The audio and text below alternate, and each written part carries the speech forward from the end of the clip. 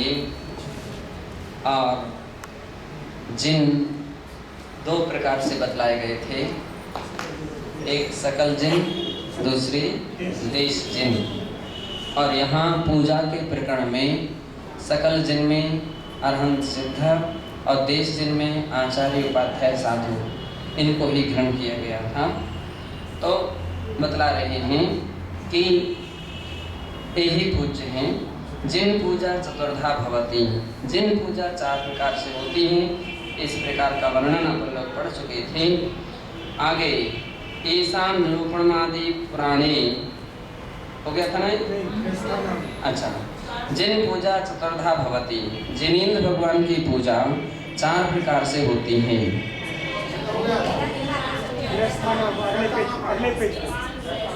हाँ, तो उस पूजा के विषय में ही प्रकरण आगे बढ़ाते हुए प्रश्न नंबर 543 में कहते हैं, गृहस्थानां कृते पूजा नित्यमेव कर्तव्यम अनुष्ठानम वर्तते। गृहस्थानां, गृहस्थों के करने योग्य पूजा नित्य ही कर्तव्य अनुष्ठान है, ऐसा जानना चाहिए और रोज ही उनको करना चाहिए। पूजा विधान नित्य किया जाने वाला एक कर्तव्य है, ऐसा जानना चाहिए। बिना पूजा के श्रावक कहलाने का अधिकारी नहीं है। जो आवश्यक ही अपने कर्तव्य का ना पालन करे तो श्रावक कैसे हो सकता है? तो श्रावक उसको वही कहा जाता है कि अपने आवश्यक जो उनके 6 काम कहे गए हैं उसमें से पहले देव पूजा उसको करना ही चाहिए। तेषां आवश्यक कृतेषु देव पूजा प्रथमावश्यक रूपम वर्तते। उनके 6 आवश्यकों में, आवश्यक कार्यों में देव पूजा प्रथम आवश्यक रूप में कही गई है। उक्तम से पद्मनंदी पंचविंशतिका ग्रंथ है।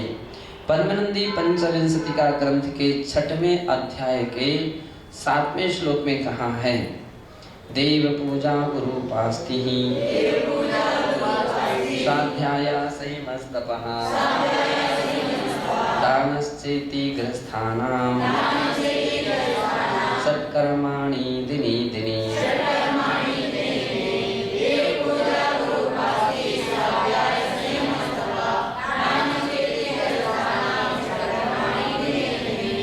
देव पूजा, जिनेंद्र भगवान की पूजा, गुरु उपास्ति और निर्ग्रंथ गुरुओं की उपासना, स्वाध्याय सच्चे शास्त्रों का स्वाध्याय, जिनागम का स्वाध्याय, संयम, तप, दान, ये षट्कर्माणि 6 कर्म होते हैं जो कि गृहस्थानां, ये गृहस्थों के 6 कर्म हैं।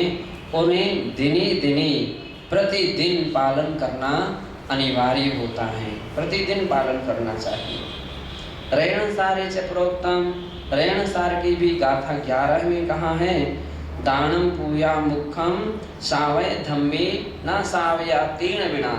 दान और पूजा ये श्रावक धर्म में मुख्य धर्म है, इसके बिना श्रावक कहा जा सकता नहीं, और श्रावक नहीं कहा जा सकता। जो श्रावक होकर के सत्पात्रों को दान ना दे और अपने से परमेश्वर की उपासना ना करे तो श्रावक कहलाने लायक नहीं होता है।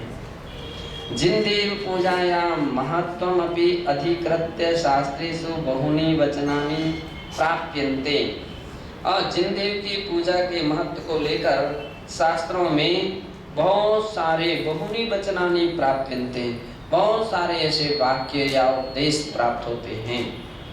तेषु कानिचित् अत्र प्रस्तुयन्ते, उनमें से कुछ का यहाँ हम प्रस्तुति करते हैं, उनका वर्णन करते हैं।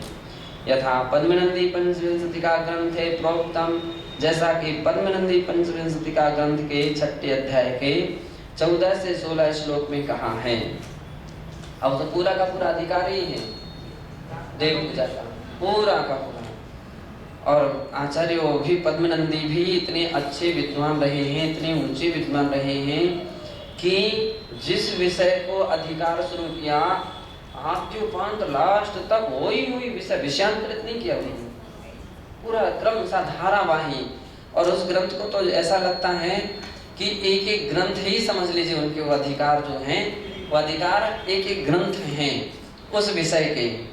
जितना उनसे मान लीजिए खुलासा किया गया है, और यदि कोई व्यक्ति उस विषय पर एक ही ग्रंथों पर रिसर्च कर सकता है, इतना विश्लेषण है। हम लोगों का तो उसके ऊपर प्रवचन हुए हैं और करीब करीब 2-3 साल तक वो चला, सार्वजनिक ग्रंथ प्रवचन के रूप में वो ग्रंथ चला। हाँ, और अच्छा विषय बहुत अच्छा लगा। यहाँ कह रहे हैं कि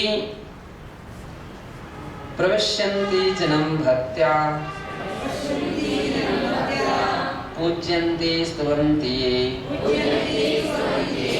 ते च दृश्याश्च पूज्याश्च स्तुत्याश्च भुवनत्रये।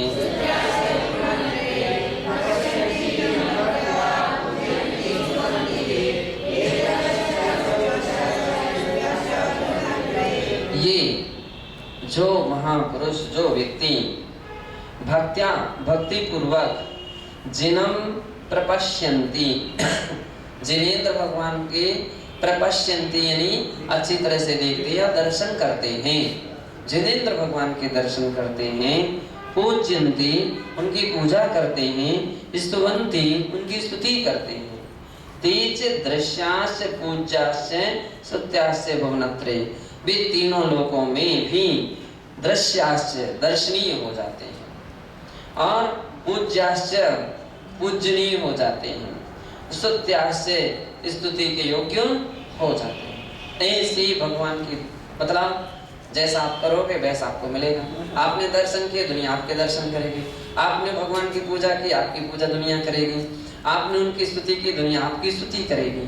और बिल्कुल सत्य है कि जो भगवान के दर्शन भक्ति पूजा करता है तो लोग उसकी प्रशंसा सहज मात्रा में, धन्य उस व्यक्ति के लिए, भगवान की ऐसी अर्चना पूजा करते हैं, ऐसी स्तुतियाँ करते हैं, ऐसे दर्शन करने में भी कभी नहीं चूकते हैं।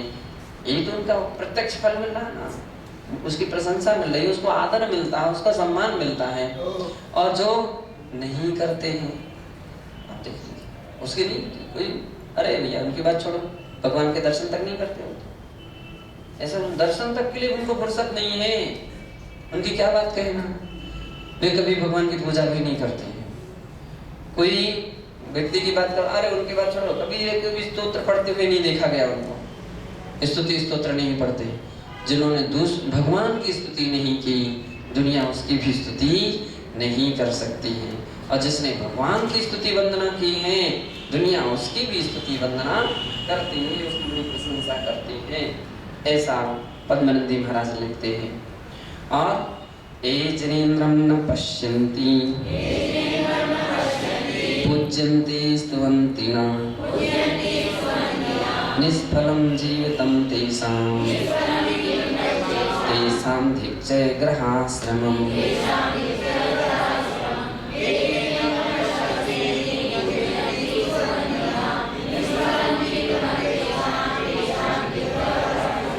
कह रहे हैं कि जो गृहस्थ होकर के भी, है ना, अब गृहस्थ की बात आ गई तो साधुओं में भी घटित यथा संभव घटित करना चाहिए। ये जिनेन्द्रम ना पश्यन्ति, जिनेन्द्र भगवान को नहीं देखते, यानी जिनेन्द्र भगवान के दर्शन नहीं करते हैं। जिन दर्शन नहीं करते हैं ना, और ना पूज्यन्ति स्तुवन्ति ना, भगवान जिनेन्द्र प्रभु की ग्रस्त होकर के भी पूजा नहीं करते हैं, स्तुति वंदना स्तोत्र का पाठ नहीं करते हैं, तो निष्फलम जीवितम तेषां, उसका जीवन क्या है, निष्फल है, कोई फलीभूत होने वाला नहीं है, अच्छा फल उसके जीवन में मिलने वाला नहीं है। क्यों? उसने अपने मानव जीवन को पा करके, अच्छे गृहस्थिक जीवन को पा करके भी अपने कर्तव्य का, अपने धर्म का पालन नहीं किया है, इसलिए उसका जीवन निष्फल है। तेषां धिक्चय गृहाश्रमम्, और उसका घर में रहना भी या उसका गृहस्थ आश्रम भी धिक्कारने योग्य है, धिक्कार है उसको। हा माधिक ये दंड है, हाँ इतना कह दिया तो उस समय के लोगों के लिए बहुत बड़ी दंडनीय अपराध जैसा कोई हो जाता है, उसमें जो दंड दिए जाते हैं ऐसा दंडित महसूस करता था। माँ अब ऐसा मत करो, इतना भी नहीं समझते हो, अब तो कम से कम समझो, अब ऐसी गलती नहीं करना।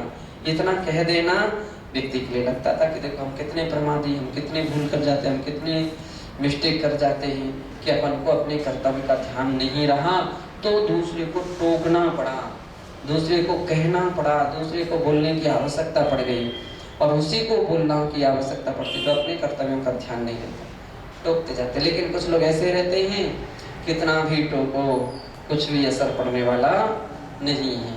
तो उसके लिए तीसरा दंड धिक्कार हो तुम्हें। सबसे बड़ा दंड था उस काल में, धिक कह दिया सबसे बड़ा। आज भी धिक्कार की बात कह दो, धिक्कार है तुम्हें।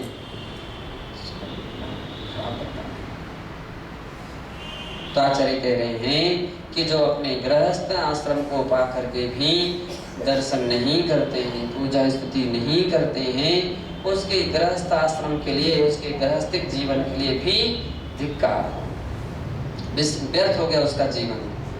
अब इसका अर्थ है ये और अपन को लगाना चाहिए, जब भगवान के दर्शन नहीं करने वाला को गृहस्थों के लिए धिक्कार किया जा रहा है, स्तुति वंदना नहीं करने वालों को धिक्कार किया जा रहा है, तो साधु करके भी अगर भगवान के दर्शन सुलभता से प्राप्त हो जाएं, फिर भी ना करें, प्रमाद करने लग जाएं, बातों में समय व्यतीत करने लग जाए, कौन चाहेगा, कौन करे, कौन हमसे नहीं होगा। ऐसे ऐसे लोग आज की बड़ी स्थिति है। तो भाई आप कोई विशेष ध्यान में लीन हो रहे हो तो मान सकते, कोई आवश्यकता नहीं मुनियों का, कोई आवश्यकता नहीं देवता, लेकिन किस समय, उस समय जो उत्कृष्ट अच्छी साधना कर रहे हो।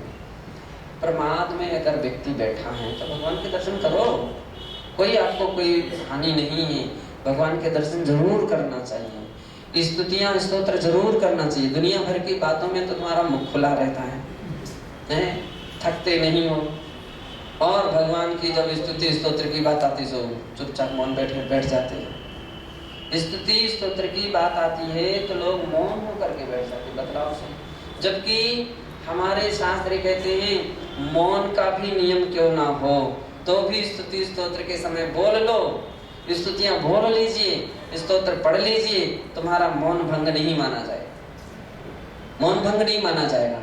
यानी मौन होने का व्रत होने पर भी स्तुति स्तोत्र के लिए छूट है। लेकिन लोग क्या उल्टी परंपरा पद्धति पर है कि वैसे तो बात करते रहेंगे, स्तुति स्तोत्र का नंबर आ जाएगा सुनो, उस समय क्या हो जाएंगे, मौन होकर के बैठ जाएंगे। तो बतलाओ आप जैनेन्द्र भगवान के मत के अनुकूल प्रवृत्ति है कि प्रतिकूल प्रवृत्ति है?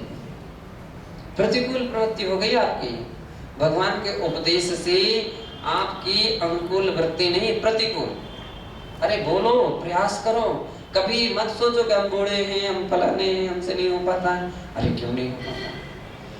खाली ऐसा एक ग्रुप बनाने का प्रयास करना चाहिए कि कम से कम खाली समय में भी, चलो ठीक हम एक बार मान सकते हैं कि आप सबके साथ नहीं बोल सकते हो, धीमे बोल सकते हो ना, 24 घंटे में कभी कभी तो ऐसा समय निकाल लो कि 2 4 6 जने आपस में बैठ करके कोई ना कोई पाठ कर ले। अपने यहाँ की पद्धति शुरू में प्रारंभ की थी चातुर्मास के काल में, अभी वो बंद चल रही है, लेकिन प्रयास करते रहना चाहिए।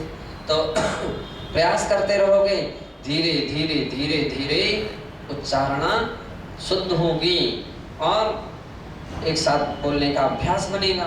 तीसरी बात क्या है, बोलने से उपयोग और अधिक लगता है।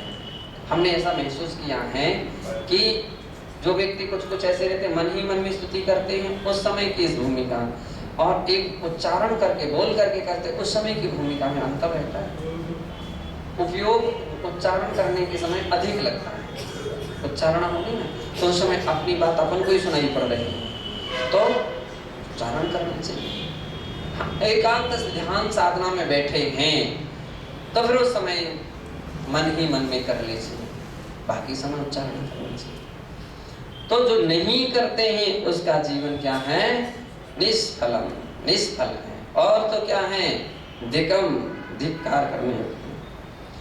प्रातरुत्थाय कर्तव्यम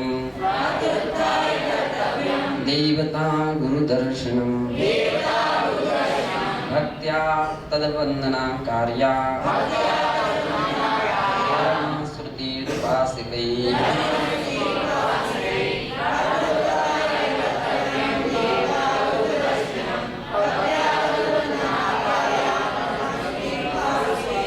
कह रहे हैं प्रातरुत्थाय, प्रातः उत्थाय, प्रातः काल उठ करके, कब? सो करके जैसे ही उठो तो क्या करो? उठते ही कर्तव्यम देवता गुरु दर्शनम, देवता के दर्शन, भगवान के दर्शन कीजिए। भगवान के दर्शन यदि अपन को सुलभता से प्राप्त हो सकते हैं तो दर्शन कीजिए।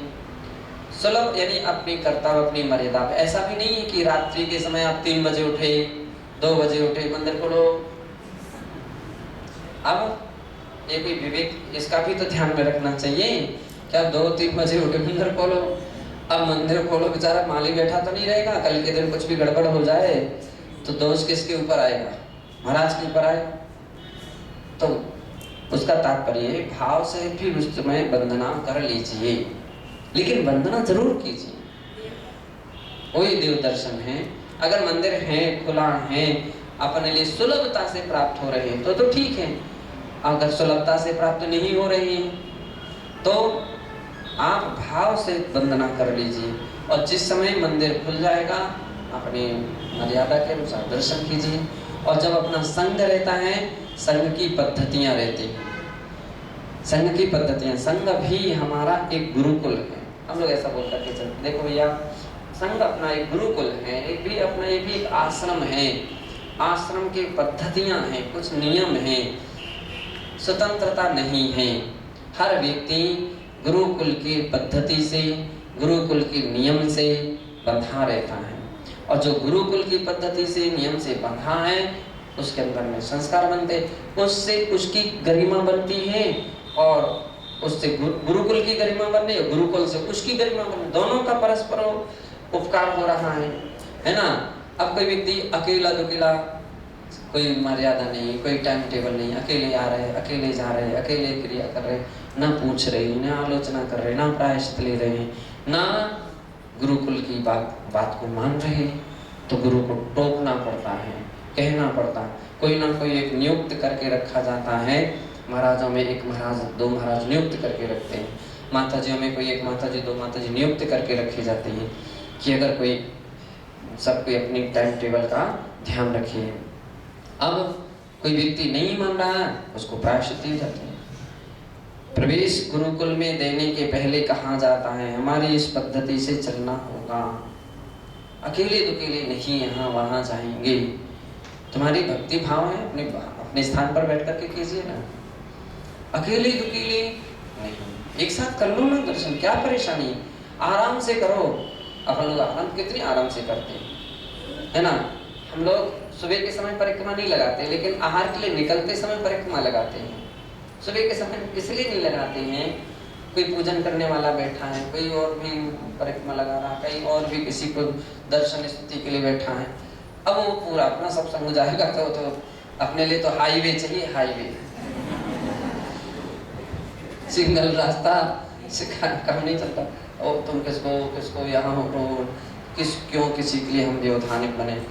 हम भाव से वंदना दर्शन उस समय कर लेते हैं, अभिषेक देख लेते हैं, सामूहिक रूप से आराम से अभिषेक देख लेते हैं। और फिर जब आरती के समय निकलते उस समय लगभग हमको आराम से खाली स्थान मिल जाता, आराम से आप अपनी परिक्रमा लगा लीजिए, वंदना कर लीजिए। स्तुति तो वैसे ही अभिषेक के समय कर सकते हैं तो ये तरीके हो सकते हैं। लेकिन जो व्यक्ति अकेले दुकेले, तो हर समझदार व्यक्ति देखता है उस व्यक्ति के लिए, ये व्यक्ति अकेला अकेला क्यों घूम रहा है, ये अकेला अकेला क्यों आता है, ये अकेले अकेले क्यों वंदना करते हैं। उस पर प्रश्न खड़े होते, बार बार प्रश्न, क्या इनके लिए गुरु के संस्कार नहीं है, क्या ये संघ के नहीं है, क्या इनके अंदर में अध्ययन नहीं है, क्या इनके अंदर गुरुकुल के नियम का ज्ञान नहीं है। बहुत सारे समझदार तो प्रश्न करता है ना। और सामूहिक करते हैं, आप देखो कितने लोग खुश होते हैं। भट्टारक जी श्रवण बेलगोला में चारू कीर्ति भट्टारक जी पंडित जी एक बार से बहुत खुश थे। बोले महाराज श्री आपकी संघ की, उन्होंने संज्ञा दी थी जैसे हमारा संघ का प्रवेश हुआ तो सबसे पहले उन्होंने यही बोला कि आज मुझे ऐसा लग रहा है भद्रबाहु का संघ आ गया है ना, तो ऐसा बोला। फिर उन्होंने विश्लेषण किया कि हमको जो आनंद जो खुशी होती है सब एक साथ आ रहे हैं, एक साथ जा रहे हैं, एक साथ उठ रहे हैं, एक साथ बैठ रहे हैं, इससे बढ़कर के और आनंद की कोई हमको अनुभूतियां नहीं हो रही। सबसे बड़ा आनंद है। तो वे समय समय पर अलग अलग आकर के छिप करके बैठ जाते थे, देखते रहते, खुश रहते थे, खड़े हो जाते थे, क्लास ले कुछ भी एकदम खुश हो जाते थे, खड़े खड़े देखते रहते थे, खुश रहते थे। और ऐसा उनका ही प्रसंग नहीं था, मूलबद्री अनेक अनेक लोगों के, जो रत्नम्मा थी, हेगड़े जी की माँ हेगड़े जी बहुत इस बात पर प्रसन्न रहते थे। बोले महाराज क्या आनंद आता है जब एक साथ संग जाता है, एक साथ संग निकलता है, तो जेने तर भी अपने आप साथ हाथ जोड़ करके खड़े हो जाते हैं, श्रद्धा बड़ी खुश हो जाते हैं, वे व्यवस्था बनाने लगते हैं। वे जगह अभी अपन आते जाते हैं, दूसरे लोग भी मदद करते हैं। तो ये है अनुशासन की उपलब्धि। एक प्रभावना अंग, लोग बोलते प्रभावना कोई बहुत बड़े बैंड बजाने से नहीं होती है, ऐसा नहीं है। बहुत बड़े पत्र पत्रिका छपे तब कोई बड़ी प्रभावना कही जाए, वीडियो और टीवी और उसमें आए सारा मैटर, तब कोई नहीं। अपना ये भी प्रभावना, केवल आप कुछ भी नहीं कर सकते हो। अवाक विसर्गम बपुसा निरूपयन्तम मोक्ष मार्गम, जो सर्वार सिद्धि में बात कही गई है वह यही तो बात है। बिना कहे, बिना उपदेश दिए, बिना प्रवचन के भी उनकी चर्या मोक्ष मार्ग का निरूपण करती है। क्यों?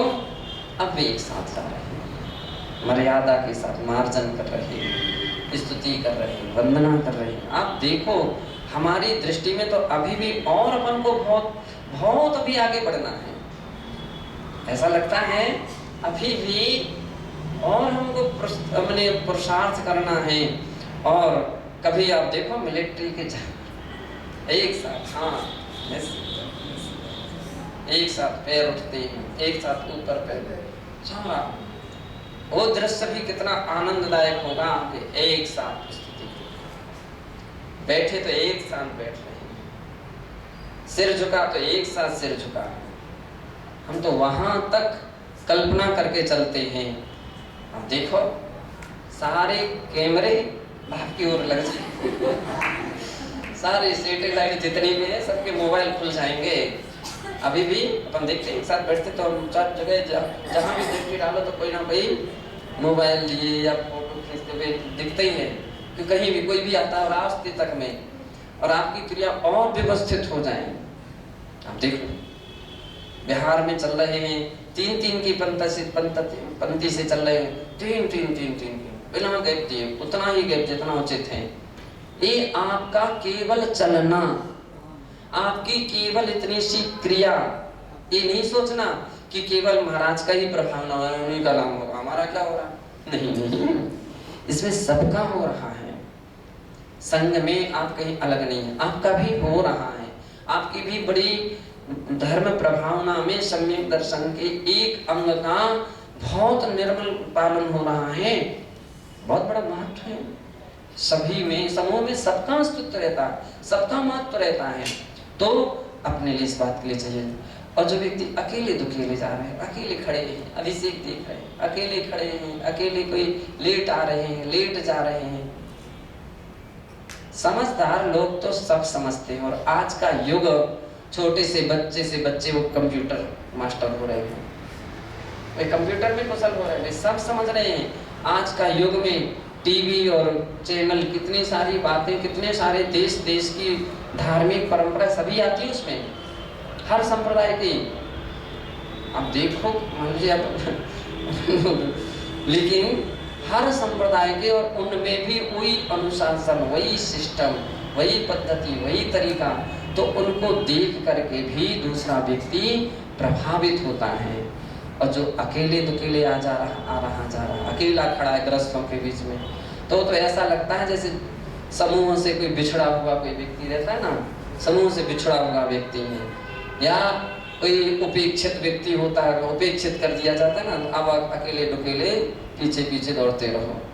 उपेक्षित व्यक्ति जैसा दिखने लगता है।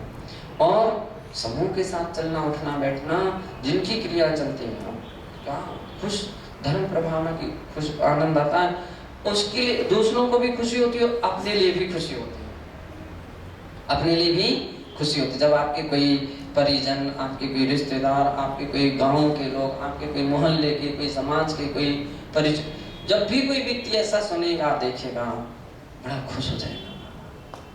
और जब अकेले दुकेले चलते फिरते देखेगा तो फिर अरे वो तो अकेले जा रहे थे, अकेले आ रहे थे, कोई नहीं था उनके साथ। तो आपकी भी हंसी हो रही है और दूसरी ओर गुरुकुल की भी तो हंसी हो रही, गुरु की भी तो हंसी हो रही। महाराज इनसे कुछ नहीं कहते हैं क्या, अकेले दुकेले जा रहे यार, कुछ नहीं कहते हैं क्या, उन पर कंट्रोल नहीं है क्या, ऐसा भी आता है। तो इस बात का पूरा सबको ध्यान रखिए कि एक साथ क्रिया कीजिए। स्तोत्र पढ़ो, जरूर पढ़ो, प्रयास करो, एक साथ पढ़ो, एक स्वर में पढ़ो, तो वो जरूर पढ़ना चाहिए।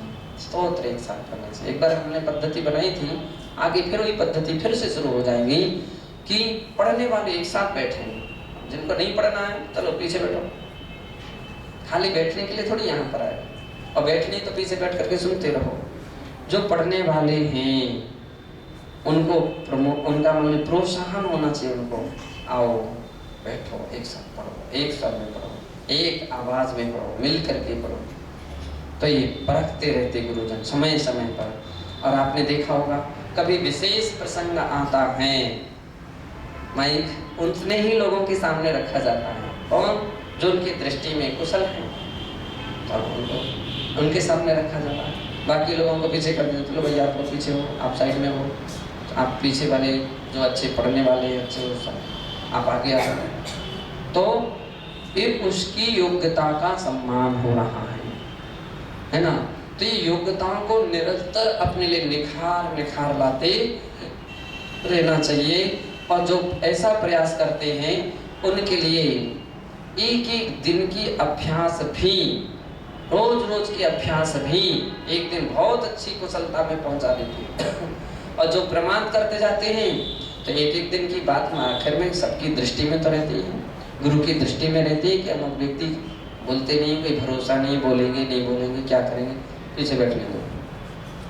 तो एक एक दिन की आपकी प्रमाद भी आपकी स्थिति पर क्या कर रहे हैं, शिथिलता ला रहे हैं, आपके सम्मान आपके आदर को खो रहे हैं। तो अपने लिए इन बातों के लिए चाहिए कि इन सारी बातों का ध्यान रखें। तो बतला रहे प्रातरुत्थाय, प्रातः उठ करके देवता गुरु दर्शन, देवता के दर्शन करना। अपन लोग पढ़ते हैं ना, क्या पढ़ते हैं, अपने पद्धतियां हैं। प्रातः उठते ही सिद्ध भक्ति, श्रुत भक्ति, आचार्य भक्ति, तीन ये पद्धतियां हैं। लेकिन अब ये भी नहीं कि देवता तो ठीक, गुरु, अब गुरु के यहाँ तुम जब उठो तब पहुंचो, महाराज को तो सो ही नहीं पाएंगे, आराम ही नहीं कर पाएंगे। तो उसकी पद्धतियां हैं कि जिस समय गुरु उठ गए हैं उस वक्त आप चाहिए, है ना, उसमें गुरु वंदना कर लीजिए। अथवा कदाचित जब स्तोत्र के लिए आकर के बैठते हैं या बैठने का जो निकट समय रहता है उस समय आप उनकी वंदना कर लीजिए, तो आपकी सम्यक प्रकार से वंदना भी हो जाएगी और उनकी भी यथाविधि सम्मान बिने रहेंगे। तो ये तरीका होता है। कोई 2 बजे उठ गया, महाराज के पास पहुंच जाए, गिनी खराब हो जाएगी, है ना। तो अब उनका कौन सा समय है, उनकी भी परिस्थितियों को देखना चाहिए। तो प्रत्यक्ष भी हो सकती है, बहुत सारी वस्तुएं ऐसी भी रहती हैं परोक्ष हो सकती हैं। तो प्रातरुत्थाय, प्रातः उठते ही देवता गुरु दर्शन कर्तव्यम, देव दर्शन अथवा गुरु दर्शन करना चाहिए। लेकिन इसके साथ हमने बता दिया अपनी मर्यादा भी होना चाहिए। भक्त्या तद्वंदना कार्या, और भक्त्या भक्ति पूर्वक तद्वंदना उनकी वंदना कार्य, उनकी वंदना करना चाहिए।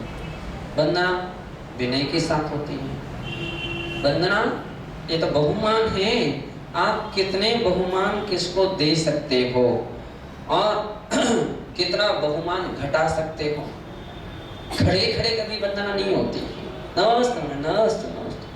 गुरु से जब भी वंदना की जाती है तो विनय पूर्वक होती हैं। गवासन लगाइए, सिर झुकाइए, अपना सिर जमीन पर लगना चाहिए।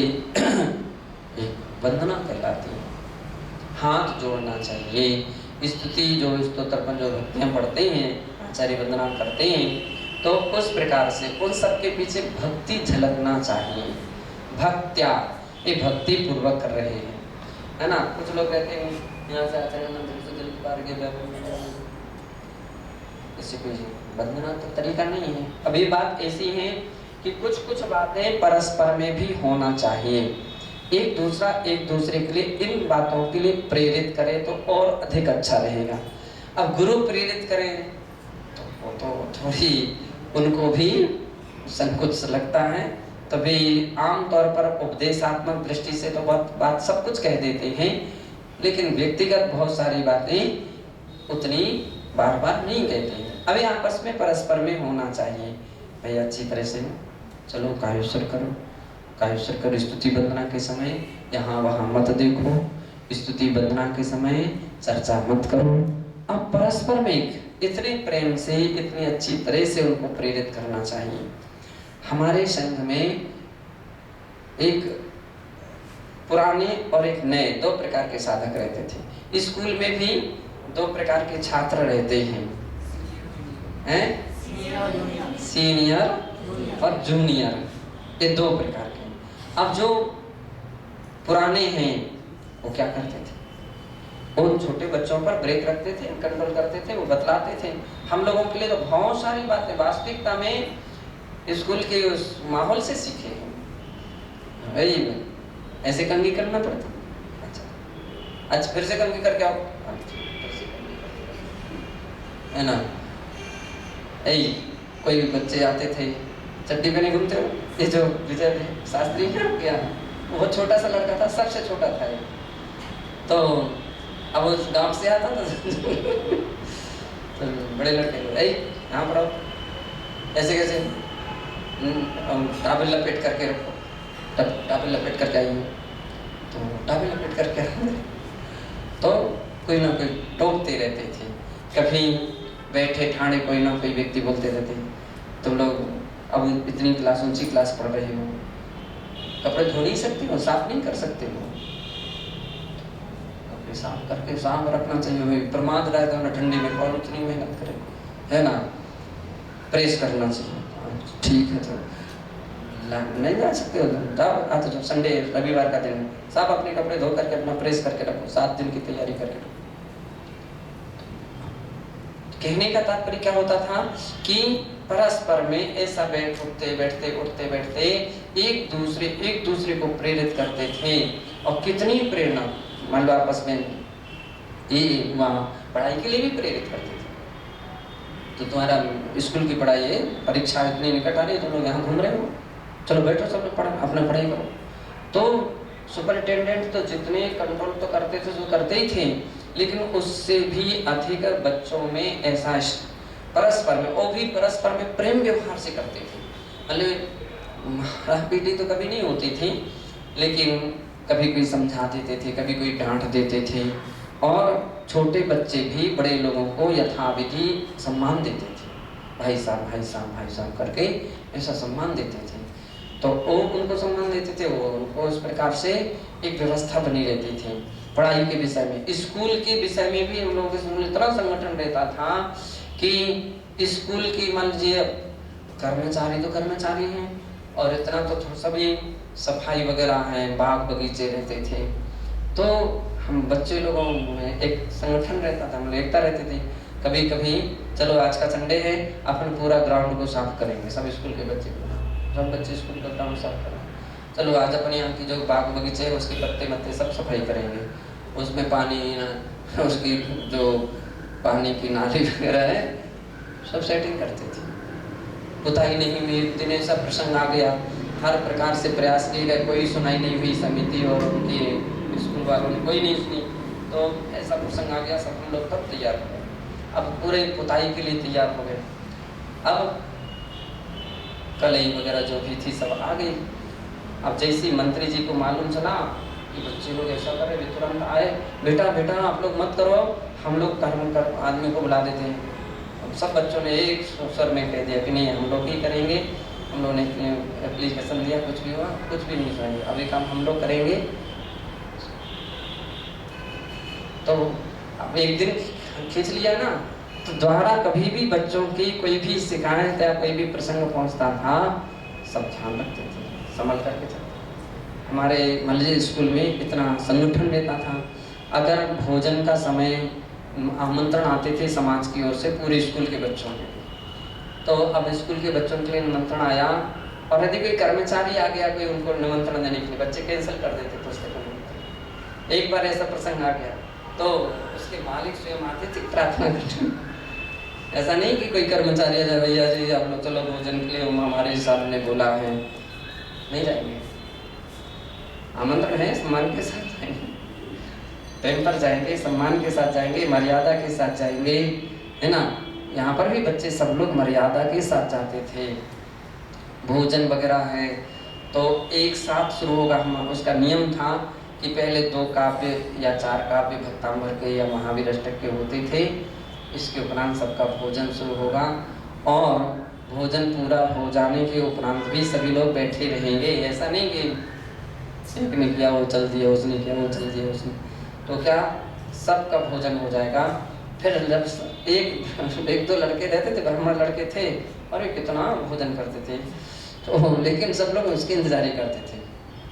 उनको पहले से व्यवस्था रखी जाती थी, सबको अगर एक एक पूड़ी परसी जाएगी तो उनको 4 पूड़ी परस दी जाए, जल्दी जल्दी खाना, विलम्ब नहीं हो।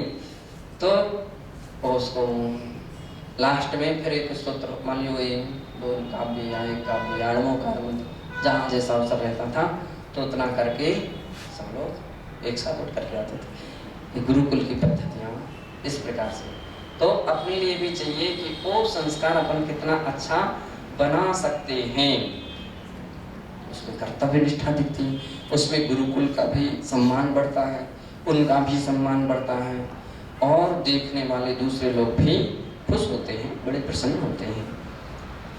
बतला रहे हैं देवता गुरु दर्शनम, देवता गुरु के दर्शन कैसे, और भक्त्या तद वंदना कार्या, भक्ति पूर्वक उनके वंदना का आदि कार्य करना चाहिए।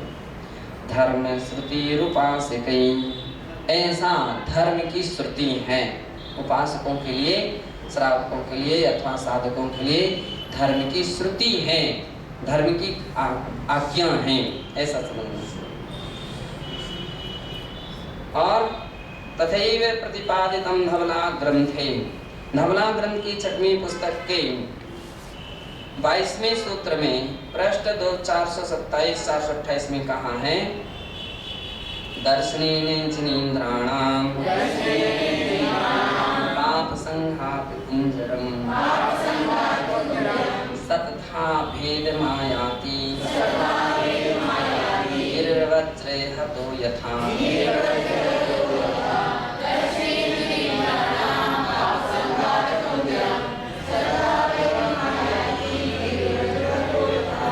कह रहे हैं दर्शनेन जिनेन्द्राणाम, जिनेन्द्राणाम दर्शनेन, जिनेन्द्र भगवान के दर्शन से पाप संघात कुंजरम, पापों का समूह रूपी जो हाथी है उसके सतथा भेद मायाति गिरिवज्र यथो यथा, सैकड़ों टुकड़े हो जाते हैं।